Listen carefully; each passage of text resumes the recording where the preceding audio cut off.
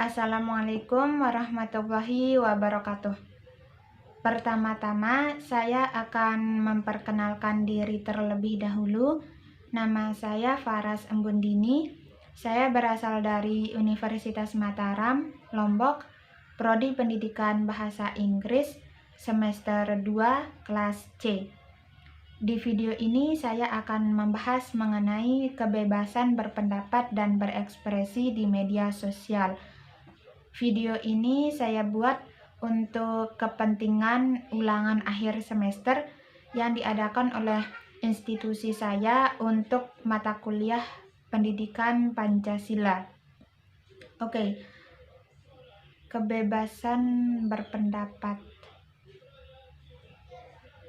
Dengan berakhirnya masa pemerintahan Orde Baru menjadi awal dari terbentuknya era reformasi, era di mana ruang publik memberi akses luas kepada masyarakat untuk bisa mengemukakan pendapat atau mengekspresikan dirinya, baik secara langsung maupun melalui media. Kebebasan berpendapat sendiri diatur dalam Undang-Undang Dasar 1945 Pasal 28E ayat 3 yang berbunyi, setiap orang berhak atas kebebasan berserikat, berkumpul, dan mengeluarkan pendapat. Nah, dari situ kita bisa tahu bahwa semua orang, siapapun, memiliki hak untuk mengemukakan pendapatnya atau mengekspresikan dirinya. Kemudian mengemukakan kebebasan berpendapat di media sosial. Seperti yang kita tahu bahwa sekarang ini dengan semakin canggihnya teknologi dan internet, media sosial sudah tidak asing lagi di kehidupan kita. Bahkan media sosial sudah menjadi kebutuhan vital bagi kita semua. Di media sosial kita bisa menemukan atau mendapatkan informasi berbagai hal yang bisa kita manfaatkan untuk kehidupan kita, misalnya untuk kepentingan sekolah, pekerjaan, atau lainnya.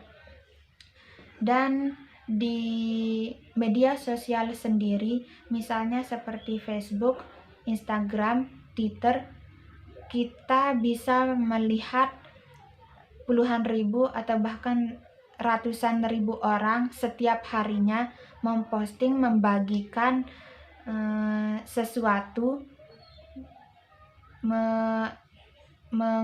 mereka mengemukakan pendapat, mengekspresikan diri, dan di sana siapapun bisa melihat, membaca, atau menonton dan mengomentari apa yang mereka bagikan. Kemudian tidak ada yang salah dengan itu semua. Kita semua, setiap orang berhak, memiliki hak. Kita semua bebas membagikan apa yang kita ingin, apa yang kita pikirkan, apa yang kita rasakan, atau apa yang kita alami, selama hal tersebut tidak menimbulkan kerugian bagi diri kita sendiri atau bagi orang lain gitu. Nah, sekarang saya akan membahas mengenai dampak negatif dan positif kebebasan berekspresi atau mengemukakan pendapat di media sosial. Pertama, dampak positifnya. Saya beri satu contoh saja. Dampak positifnya, kita bisa membuka peluang usaha. Contohnya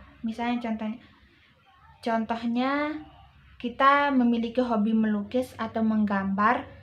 Kemudian apa yang kita rasakan, apa yang kita pikirkan, kita tuangkan ke dalam sebuah lukisan atau gambar, dan karya kita tersebut kita posting, kita bagikan di media sosial.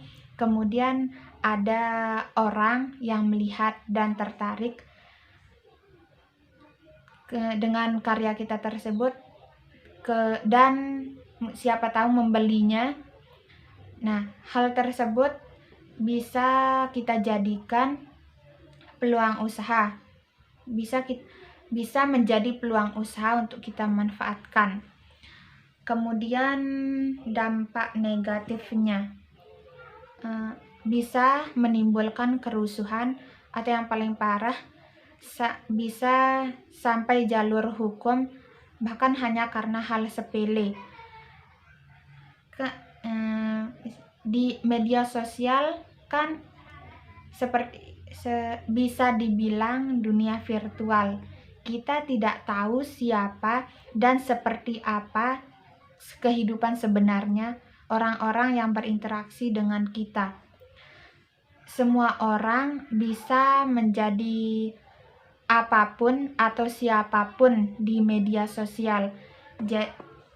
Jadi ketika kita akan mengemukakan pendapat atau berkomentar akan suatu hal, kita harus berpikir terlebih dahulu apakah hal tersebut akan menimbulkan dampak negatif atau dampak positif. Mungkin hanya itu yang bisa saya sampaikan.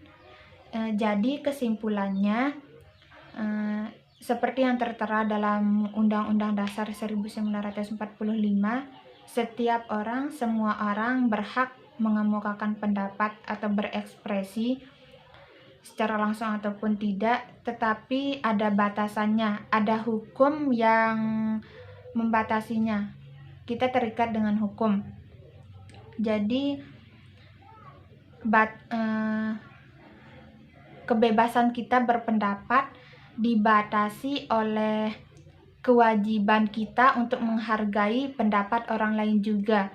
Kebebasan kita berpendapat dibatasi oleh hak orang lain untuk mendapatkan informasi yang baik dan bermanfaat bagi diri mereka. Jadi kembali lagi ke diri kita masing-masing, bagaimana kita menanggapi hal ini, bagaimana kita memanfaatkan media sosial dengan baik untuk kepentingan bersama. Mungkin hanya itu yang bisa saya sampaikan, kurang lebihnya saya mohon maaf. Wassalamualaikum warahmatullahi wabarakatuh.